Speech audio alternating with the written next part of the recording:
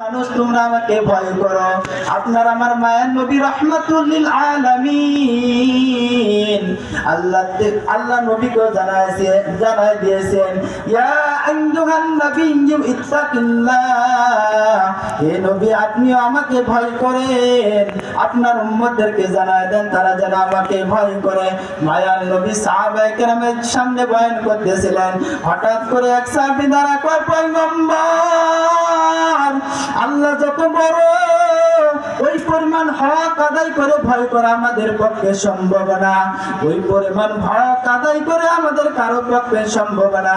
হঠাৎ করে এক সাহাবী দাঁড়ায় যখন এই কথা বললো, মায়ার নবী সাহাবীর কথাটা একটু চিন্তা করে দেখলেন। দেখার পরে মায়ার নবী ভাবলেন আসলে তো কথা ঠিক, আল্লাহ যত বড় ওই পরিমাণ হক আদায় করে ভয় করা আমাদের কারো পক্ষে সম্ভব না। মায়ার নবী মাথাটা নিচের দিকে দিয়া চোখের পানি ফেলে ফেলে টপ টপ করে কান্না করে।